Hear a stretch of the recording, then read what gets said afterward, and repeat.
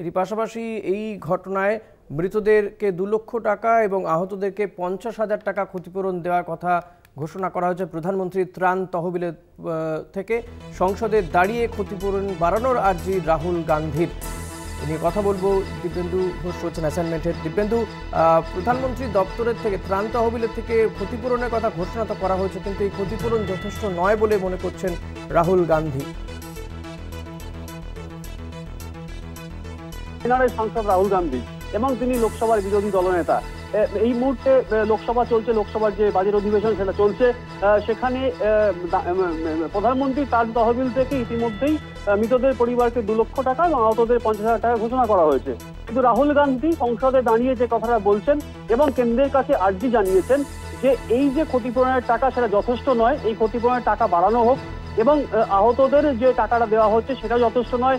কারণ যেভাবে তাদের চিকিৎসা করা হচ্ছে, স্থানীয় হাসপাতালে তাদের ভর্তি করা হয়েছে, দ্রুত চিকিৎসার ব্যবস্থা করার কথা বলেছেন। পিনারাই বিজয়নের সঙ্গে বারবার কথা বলেছেন রাহুল গান্ধী, যাতে কোনো রকম ভাবে উদ্ধার কাজ কোনো রকম যাতে ব্যাহত না হয়। প্রয়োজনে কেরলে যে সমস্ত কংগ্রেস কর্মী সমর্থক রয়েছেন তাদের ঝাঁপিয়ে পড়তে বলেছেন রাহুল গান্ধী এবং কেন্দ্রের কাছে তার আর্জি এই যে ক্ষতিপূরণের টাকা অর্থাৎ 2 লক্ষ টাকা এবং 50,000 টাকা সেটা বাড়ানোর আর্জি জানিয়েছেন এবং যাতে এই দুর্গতরা খুব দ্রুত সেই টাকাটা পান সেই আর্জিটাও কিন্তু জানিয়েছেন রাহুল গান্ধী।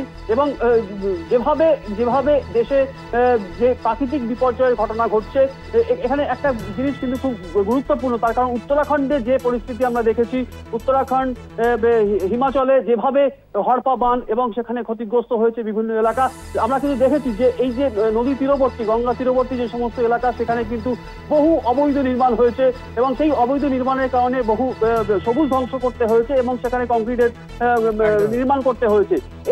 এই যে বিষয়গুলো সেগুলোও কিন্তু এই প্রাকৃতিক বিপর্যয় ঘটার কিন্তু অন্যতম কারণ। কেরল আমরা জানি যে যেখানে জলাশয় এবং হ্রদের বহু জলাশয় রয়েছে, বহু জলাশয় কিন্তু বুঝিয়ে সেখানে নির্মাণ করা হয়েছে।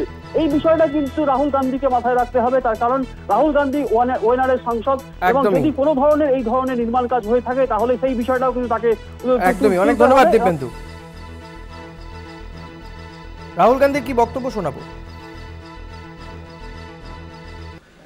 So early this morning, Wayanad was hit by several devastating landslides. More than 70 people have been killed. Mundakai village has been cut off, and the devastating loss of lives and extensive damage is yet to be assessed due to the scale of the tragedy. I have spoken to the Honourable Defence Minister and the Chief Minister of Kerala.